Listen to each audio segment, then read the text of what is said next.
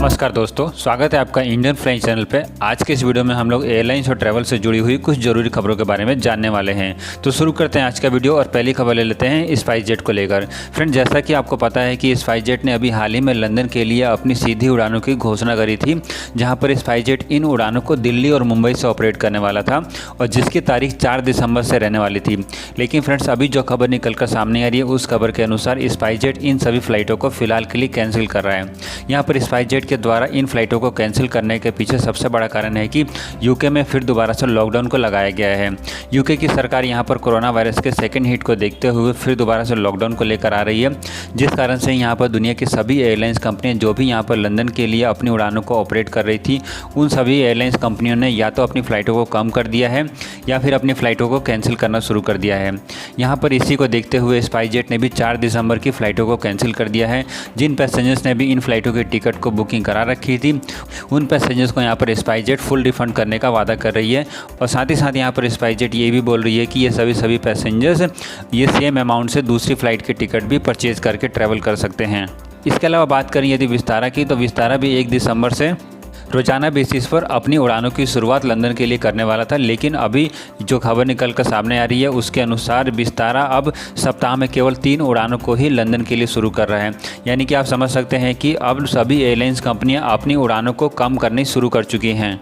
Airline से अगली खबर की बात करते हैं, जो कि आ रही मिनिस्ट्री ऑफ सिविल एविएशन से। मिनिस्ट्री ऑफ सिविल एविएशन ने यहाँ पर ट्वीट करके ये जानकारी दी है कि 3,93,000 पैसेंजर्स का एयरपोर्ट पर फुटफॉल हुआ है। यानी कि लगभग 3,93,000 पैसेंजर्स यहाँ पर एयरलाइन से ट्रैवल किए हैं। इसके अलावा यहाँ पर उन्होंने ये भी बताया है कि 3,587 फ़्लाइटें 19 नवंबर को ऑपरेट हुई हैं।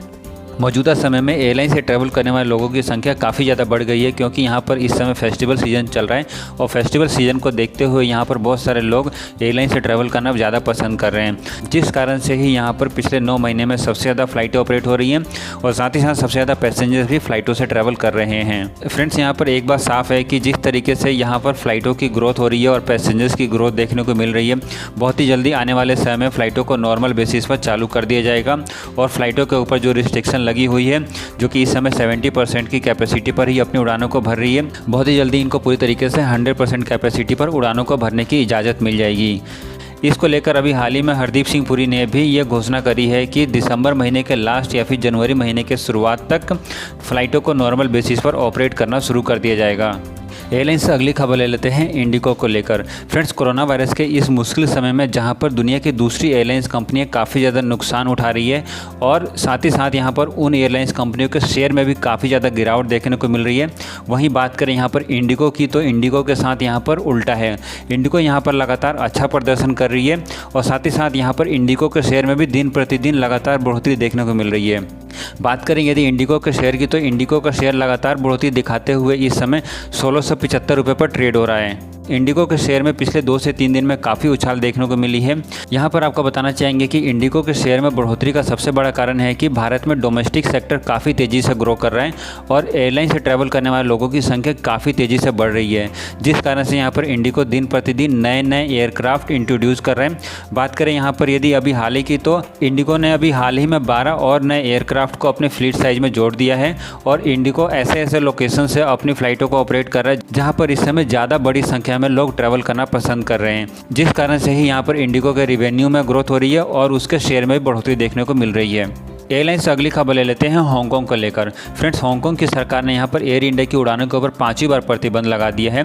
इससे पहले भी हांगकांग की सरकार ने 4 बार एयर इंडिया की उड़ानों के ऊपर प्रतिबंध लगा चुकी थी। यहाँ पर हांगकांग की सरकार ने एयर इंडिया की उड़ानों के ऊपर प्रतिबंध इसलिए लगाया है क्योंकि एयर इंडिया की उड़ानों में कुछ कोरोना वायरस पॉजिटिव पैसेंजर्स पाए गए हैं।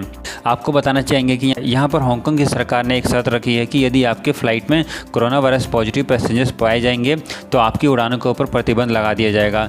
एयर इंडिया के अलावा और भी दूसरी एयरलाइंस कंपनी के ऊपर भी प्रतिबंध लगता हुआ आया है, लेकिन यहाँ पर एयर इंडिया स्पेशल है क्योंकि इसके ऊपर 5वीं बार यहाँ पर प्रतिबंध लग चुका है। हांगकांग की सरकार के इस बैन के बाद अब एयर इंडिया 3 दिसंबर तक अपनी उड़ानों को ऑपरेट नहीं कर पाएगी। एयरलाइन से अगली खबर ले लेते हैं दिल्ली मुंबई की उड़ानों को लेकर। फ्रेंड्स, इस समय यदि बात करें सबसे ज़्यादा फ़्लाइटें किस रूट पर ऑपरेट होती है, तो वो दिल्ली मुंबई का रूट है।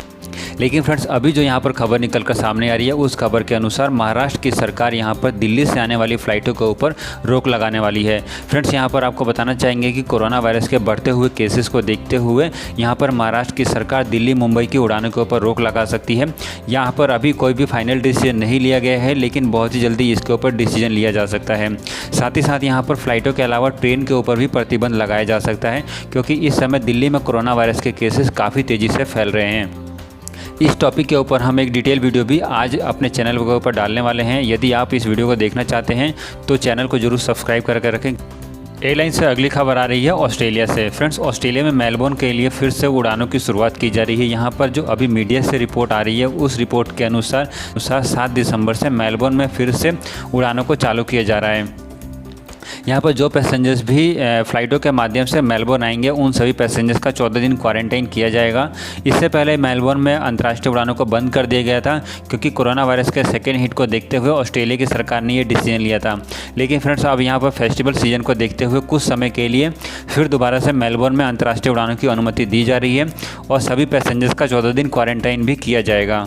एयरलाइन से अगली खबर आ रही है कोरोना वायरस वैक्सीन को लेकर। इस समय कोरोना वायरस की वैक्सीन काफ़ी इंपॉर्टेंट है, क्योंकि इस समय सभी देश कोरोना वायरस वैक्सीन को अपने यहाँ पर लेकर आना चाहते हैं। इसी को देखते हुए यहाँ पर भारत की एयरलाइंस कंपनियाँ और एयरपोर्ट भी इसी की तैयारी में लग चुके हैं कि वो लोग भी कोरोना वायरस वैक्सीन की डिलीवरी ले सकें। ये आपको बताना चाहेंगे कि देश के एयरपोर्ट जैसे कि दिल्ली एयरपोर्ट और हैदराबाद एयरपोर्ट इसके लिए पहले से अलग से व्यवस्था कर रहे हैं, जैसे कि कोल्ड चेन फैसिलिटी और वर्ल्ड क्लास की इंफ्रास्ट्रक्चर, क्योंकि यहाँ पर जो कोरोना वायरस की वैक्सीन है उसको -70 डिग्री सेल्सियस के तापमान पर रखना पड़ेगा, जिस कारण से ही यहाँ पर कोल्ड चेन फैसिलिटी की व्यवस्था की जा रही है। यहाँ पर आपको बताना चाहेंगे कि हमारे देश के एयरपोर्ट और एयरलाइंस कंपनियाँ भी इस कोरोना वायरस वैक्सीन को लेकर आने के लिए तैयारियाँ शुरू कर चुके हैं। इसके लिए दिल्ली एयरपोर्ट और हैदराबाद एयरपोर्ट पर वर्ल्ड क्लास की कोल्ड चेन फैसिलिटी की व्यवस्था की जा रही है। यहाँ पर आपको बताना चाहेंगे कि देश का दिल्ली एयरपोर्ट कार्गो फ्लाइटों के मामले में सबसे बड़ा एयरपोर्ट है। यहाँ पर सबसे ज़्यादा कार्गो फ्लाइट्स ऑपरेट हो सकते हैं, जिस कारण से यहाँ पर स्टोरेज की व्यवस्था भी काफ़ी बड़े लेवल पर की जा रही है।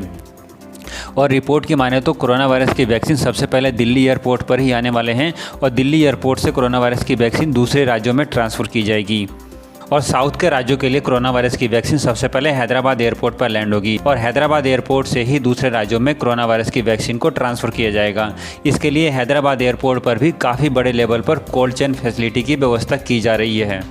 फ्रेंड्स आज के इस वीडियो में फिलहाल इतना ही था। वीडियो अच्छी लगी तो वीडियो को लाइक करने के साथ साथ चैनल को जरूर सब्सक्राइब कर रखें, क्योंकि हम यहाँ पर एयरलाइन से जुड़ी हुई रोजाना बेसिस पर ऐसी खबरों को लेकर आते रहते हैं।